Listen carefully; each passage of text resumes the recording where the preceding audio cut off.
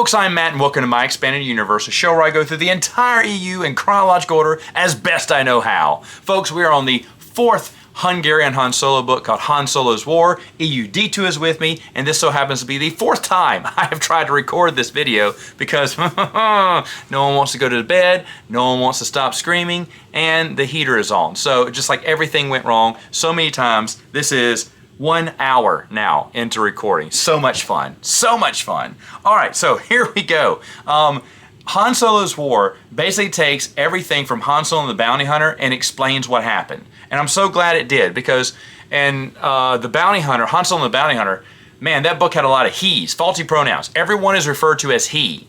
And during the action scenes, he did this, then he died, and Han shed a big tear. And I said, I don't know who died. Did Casper die? Did the first die? Okay, the first ends up dying. I just didn't know it was he who died, but is that the he? By the way, the first wasn't even Casper. Casper was alive, even though I don't know where he was in the book, but he wasn't one of the people that died. The first was one of the he's that died. Go Rin, the bounty hunter, died. That's who Han shed a tear over. And again, I didn't know this till reading it again. I was like, oh. So Casper's not the first. The first did die, and Go Rin died too. All in that very confusing. The third book is by far the worst one, only because you don't understand when the action starts happening, or just when dialogue starts getting run. They say, he said this, then the captain turned to him. They refer to Han as the captain a lot, because he's captain of the Millennium Falcon. And in this one, they refer to Casper as the man in the hat. And then the man in the hat said, the man in the hat shook his head. Why can't you just say Casper? Why can't you just say that? I don't understand why it's the man in the hat. In fact, for the longest, I didn't know who the man in the hat was until they mentioned that Casper's hat flew off or whatever. I was like, oh, he must be the man in the hat. Who knew? It ends, well, I mean, it begins, Han Solo's War opens up where they're captured. They're in an Imperial prison. Han and Chewie are just sitting there, and Han decides he's going to sing. And Chewie yells at him. He's like, hey, can a guy sing while he's in jail? Let me finish my song. And so Han finishes his song. And you're thinking, what Han Solo is this? Now, in all honesty, this was written from a Hungarian point of view. So maybe this was normal for people to act and behave. In fact, a lot of the phrases, a lot of the mannerisms don't feel like Han Solo, don't feel like Star Wars, because they're from a different point of view. I bet Hungarians read our American novels and went, why do they say that? Why do Americans act like that? You know, so they were kind of formatting it to their own culture. And I totally understand that, and that's fine, but I can't imagine Han Solo singing a jaunty tune while in space. At least I'm not there yet to see Han Solo in that predicament.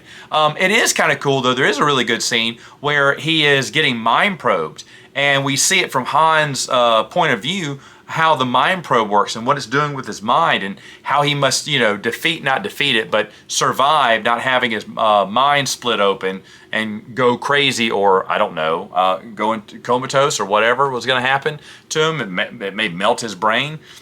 And he makes it through the Imperial interrogation by just opening up his mind and giving them all his secrets. So basically by giving up. I mean, doing what the mind probe was meant to do. So either way, it was kind of interesting to hear where the pain's coming from. It looks like someone's, rifling through your, I can't remember exactly what it said, but to me, I got the image of someone just rifling through your brain and poking and prodding and getting a scalpel out and slicing into it and pulling it apart and putting it back in, looking for stuff. It's super painful. And I was like, okay, mind probe's painful. I got it. I really like that. Now, General Marl, and Marl is the cadet in the very first book who gets promoted. There's so many books here, but he gets promoted to captain in the other one because the governor wants someone he can control. So he controls a young cadet and promotes him early. So this guy that's been fast-tracked, Marl, has also received another promotion to general, because I don't think Hungarians knew what the insignias meant and where the military ranks were. But now he's a general now, and we learned that Marl has a secret. He is the illegitimate son of Emperor Palpatine. We've seen this before, right? And they knew about it too. Jedi Prince series have already been out. In fact, Marl's origin is the same as Triclops. He was born with a deformity and his father threw him out because he was disgusted by him. Well, that's exactly what Triclops was. Now remember, Jedi Prince wasn't being mentioned at this point, so they thought maybe it's not canon, but it's wildly similar to the Triclops storyline, except Marl, who's never been described as having a deformity, never in the books been described as having a deformity, he now wants to make his daddy proud, make old Pappy proud. So he went into the Imperial Navy or Army to have a illustrious career and raise through greatness through the military, and then finally be accepted by his daddy. And it's really, really, really bad. And again, if this would have been an official story submitted to Lucasfilm, they would have axed that backstory in a heartbeat. In a heartbeat. It's a terrible story. In fact, for some reason unknown to any of us, he is terribly afraid that someone will find out about his origin. And he really wants to keep it a secret. In fact, at the very end of the book, he thinks Han Solo knows his origin. Oh no. How? What did you ever say to him that gave him the idea that you were Palpatine's illegitimate son? That just makes no sense. But anyway, Marl is, again, this is just the translation, but it just comes across as childish and stupid and silly. How he talks to his crew. What are you doing? Are you sweating? Are you nervous? Yes, sir, I'm nervous. Why are you nervous? Because I'm scared to give you this information. Never be scared to give me information. If it's bad, though, were you at fault? No, then I don't know why you're nervous. Why are we having all this dialogue here? Just get to the point. But it almost sounds like an inept captain of a star. I mean, he was a kid, first cadet, got promoted fast. He went on fast track, so he's not ready for a leadership role. And yes, he is immature. And so, even though I know this wasn't the intention of the author, it kind of plays off okay. You're like, what captain of a star or general of a star destroyer would act like that? But then you're thinking, well, he was just he was basically scrubbing the deck earlier last week. I mean, it seems like he's gotten these promotions in just a matter of weeks. I would say I don't think that much time has passed between the second adventure, the previous book, Han Solo the Bounty Hunters, and Han Solo's War. It looks like Han, it just picks up back up where it left off. So in what, a week's time, a couple of days' time, he's just recently been promoted twice. Not bad for Palpatine's illegitimate son that no one knows. Anyway, Scarpa and Casper break in, and the droid's name, who called the guy an asshole, I think it's Scarpa an asshole, is called Mor, M-O-R. But really, he's just mentioned now. He doesn't, I thought he was going to have a character, like talk and make funny lines, maybe cuss at the other two. But it just sort of says, Mor's here, Mor does this, Mor does that. And that's about it. Not much with Mor. He's not really a character in this. But for some reason, they wanted a droid. And I remember Casper goes, you said you don't like droids, but don't you? You got to admit, he's pretty helpful. And, Han's like, well, maybe, but that doesn't mean I like him. I mean, like I said, the dialogue is kind of weak and kind of childish, but if you can move through that, there's a fun story in here.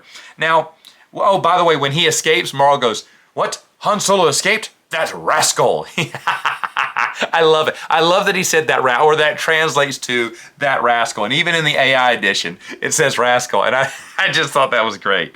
I thought that was great. But supposedly Han killed the first, which again, there were so many he's going around the action of Han Solo and the Bounty Hunter, I couldn't tell that.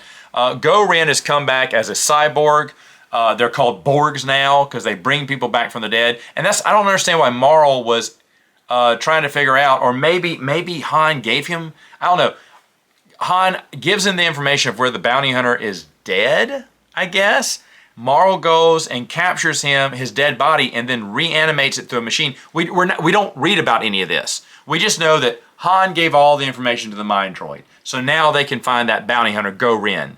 Well, then later on, Go Ren appears as a cyborg. And Marl says he's created him as a cyborg, and he's going to send him, because now he does the bidding of the Empire. And now he will go after Han Solo, ha ha ha ha, and kill his best friend, And I was like, oh, okay, when did all this happen?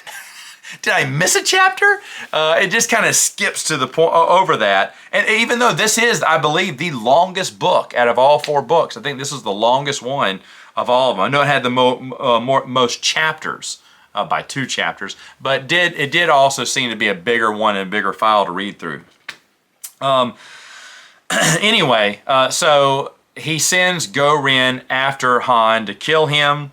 Cyborgs, I don't mind that cyborgs are a thing. Remember, Obviously, this person was a big fan of Valance the Bounty Hunter, which a lot of people were in the Marvel comic book era. So he just wanted to say, hey, yeah, maybe this general, Marl, creates a lot of cyborgs. And that seems to be the case. Like, Go-Ren's walking, acting like, yeah, they don't know how to treat us Borgs, you know, and stuff like that. So I guess they're common in Marl's empire, even though Marl just became the captain. Everything's a little confusing. But I will say this, Marl sends off Go-Ren to kill him, and then another girl, Lamari, to get intel on him and let us know where he's at. Well, why can't Lamari kill him? I don't know. She's really a pirate, not really an assassin. And Marl, he gets kind of hot under the collar when he sees her because she's really hot. It's the weirdest. Like I said, reading this, I get vibes of the Jedi Prince series. Like, some things are just cheesy, but I really, really enjoy them. So this is one of them. This whole thing is crazy. Oh, I should mention that Casper is mentioned as the man in the hat. A lot of times the man in the hat said, or the man in the hat looked at Han and nodded and then said his line. I was like, who is the man in the hat? I thought it was some mysterious guy that was just flying around with him in the Falcon. And then later on it says that about Casper's hat fell off. I was like, oh, is Casper the man in the hat? Again, a terrible job at pronouns here. The man in the hat. Well, who was that? Who was it? I do not know. Boba Fett gets passed up for the assassination job. They don't go with Boba Fett. They go with Go-Ren because they know he was one of the Emperor's top assassins. And they go with Lamari because Marl thinks she's hot. So sorry, Boba, you lost out. But it's okay because Boba Fett confronts, Boba Fett being in this is another thing Lucasfilm would have said absolutely no to. But he sits down with Han and they have an exchange of information. And Lamari walks in, and Boba Fett knows that she's a plant, but he doesn't want to tell Han. But he says, "I'm leaving," and then he turns on, "Escort me out," because that's what Boba Fett would say. Would you like to come with me? Escort me out. So Han goes, "Sure, buddy," and escorts Boba Fett. He doesn't say buddy, but he says sure. And Boba Fett gives him a vague reference to where Lamari maybe. He's like, "That girl, she may go far," and that was his clue to say, Han, don't trust her. But it looks like Han didn't take up the clue. So Boba Fett's like, oh well, I tried to warn him. I don't know, it's a really weird exchange. And again, another thing that Lucasfilm never would have allowed to happen. But it turns out that Han knew that Lamari was the traitor the whole time. And he wasn't fooled, which I kind of like because, you know, Han's not an idiot. He can kind of figure things out, especially when someone's being fake around him. So I really enjoyed that one as well. Meanwhile, Go-Ren encounters Han, but can't bring himself to kill him and gets, I guess, trapped or abandoned on Tatooine. And he reanimates, wakes back up, kills a bunch of sand people who are looking over him. Maybe they accidentally reactivated him. I'm not really sure how the scene was supposed to play down. But anyway, he kills a bunch of sand people and then sees an old man, a hermit named Ben. And then automatically, Ben's giving him some soup. He goes, "What's your name?" "Ben." He went, "Oh." And then out of the blue, he goes, "You told me you could train me to be a Jedi." And he goes, "No, I told you I could make you live being with your machine parts as a cyborg, as one." And I was like, "Wait, when did he say that?" I went back to the next page and nothing. It was just when he found his name was Old Ben, he knew that was Obi-Wan Kenobi. And he says, "Hey, you always promised me to," wait, what? Be a Jedi? I mean, again, something Lucasfilm never would have happened. But Obi-Wan gives him these quotes and these, you know, just, I don't know. It's really these platitudes he starts saying to him. You know, a man's soul can be filled with poison. After that, it is useless. Okay. Later on, Go-Ren is remembering all the things that Ben Kenobi told him in that half, like 3 paragraphs. And he's rethinking those quotes, going, yes. Now Go-Ren's gonna sacrifice himself to save Han and the rest of them, and Han will give him a good burial and say, "Oh, Go-Ren, my best friend," you know, because we have to have some death in there. By the way, there is, I think it's like 3 chapters of dogfights in this. I mean, more than that, but the last 3 chapters is just a big dogfight. It's Han Solo going into, well, maybe this is all together, but they go into asteroid belt, and of course, you know, destroy TIE fighters. TIE fighters get hit by asteroids because that's just Empire Strikes Back. And then he tricks Marl to come out in his own TIE fighter and then destroys his Star Destroyer and then has to kill Marl too. So Marl dies in a dogfight with Han Solo, and Han Solo saves the day. And Scarpa, who was an ex-cop, Scarpa tells him at the end, Han, I always want to be, I want to be just like you, a smuggler. Good Scarpa, easy boy. So he and Carpa go off to do their own thing. Moore is not mentioned anymore. Maybe Moore died, I don't know, Moore the droid. But anyway, at the end, he mentions, hey, he's going to take up a new, it's like 2 lines. He takes up a job with Jabba for spice, but dumps the spice, and Jabba's mad at him. But maybe he'll forgive him one day, or something like that. And then who knows? But Han's ready for his next adventure, which is going to be, A New Hope. They're kind of tying it up. They skip ahead, I guess, to tie it into A New Hope. Overall, the Hungarian Han Solo books are a fun read. Are they a must read? No, but you're going to be curious. And you probably should read them once, I think. They're enjoyable. Like I said, there's a lot of silliness in there. Just remember, that's just kind of how the different culture wanted to write the characters, and that was interesting too. It's too bad, because I think with a good editor and a word from Lucasfilm, you could have made some decent adventures. Taking out the Dark Jedi, Marl as Palpatine, and a few other cheesy things, and it could have been fixed and done real well. Comparing this version with the AI version, there weren't any big difference. I mean, there were differences here and there, but nothing big to talk about. Both are technically the same there. But either way, I've really enjoyed looking over the Hungarian Han Solo books. They're something I've always wanted to read, and now I can say I have. All right, folks, that's it for now. But maybe, just maybe, I'll see you next time.